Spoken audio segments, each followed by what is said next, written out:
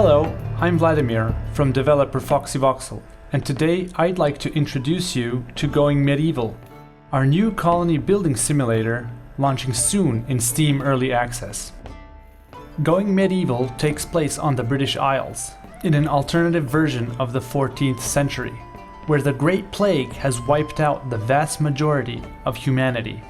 In this chaotic world fought with danger, it's up to the player to help rebuild society in a brave new age by guiding a community of settlers and establishing their own thriving medieval town. Each game begins by founding a new colony with its own unique name and heraldry symbol, which you can customize and design yourself. When you head out into the wilderness, you'll only have a handful of villagers to begin with, but as you slowly start to establish your settlement, there will be new people that join your society. You can use your villagers to gather essential resources like berries or mushrooms, but they can also do things like chop down trees, hunt animals, and construct buildings as you see fit. There are precious minerals hiding in the ground too, such as iron veins that can be dug up and used for forging weapons with. And when the time comes, the player will need these weapons to be able to defend their people from invaders. In Going Medieval, we want every aspect of the game world to feel like it mimics the natural world in some way. For instance, every tree, shrub, mushroom, or blade of grass grows over time and eventually dies. And as you can see, there are both dead trees and young saplings found throughout the environment. By selecting a tree, you can even see how many days need to pass before you can harvest the maximum amount of resources from it, which in this case is lumber and sticks, which are very useful. This is all because we want the world to feel like it's alive, even without the player's presence. It will be up to you to carefully guide your group of people in a world that has its own rules, and managing your villagers is certainly no easy task. Bad weather, aggressive wildlife, and more dangers lurk within the wilderness of the game map. A hungry wolf may attack one of your villagers, wounding them mortally. Anything could happen. There's a random chance for any of these disasters to happen to you, but we think that's part of the fun in Going Medieval, as no two games are ever the same. When you're attacked by invading barbarians, it can come from any side of the map.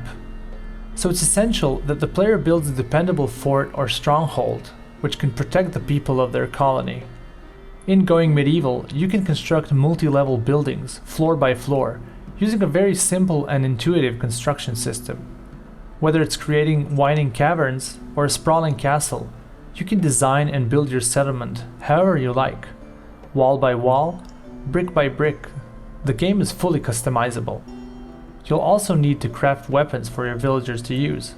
The player starts out with some basic items already, such as a short bow or spear. You'll be able to arm your people right away, but as time goes on, you will need stronger and better weaponry in order to defend your colony.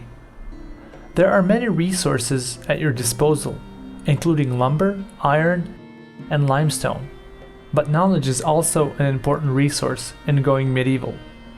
Villagers with a high enough intellectual skill will be able to produce chronicles and other tomes of knowledge, which can be used to unlock new items and technology for your settlement that may help you defend your people or produce new resources. For example, by unlocking a smokehouse, you can preserve food, meaning that food can last much longer without spoiling. Or by learning how to wield steel, you'll be able to forge new weapons that are stronger and more durable than standard iron swords. Throughout the game, you will encounter events that pop up from time to time. Sometimes, they're welcome encounters, like a new villager arriving, or a visiting merchant that would like to trade with you. But in other instances, you may receive aggressive demands from barbarians, or find an escaped slave in need of your help. It's completely up to the player how they approach these situations, but there can be consequences depending on your choices. For example, if you agree to help an escaped slave, you'll have an extra villager join to help build your colony, but there is a chance you'll later be attacked by their former captors. However, you can always hand them back over. Hopefully that's given you an idea of what going medieval is all about. But there is, of course, much more to see, and many other ways you can choose to build and manage your own medieval colony. Thanks for watching, and I hope you'll get a chance to check out Going Medieval when it launches soon in Steam Early Access. You can wishlist the game now on Steam using the link below, and if you'd like to stay updated on the progress of Going Medieval, you can always join our community server on Discord.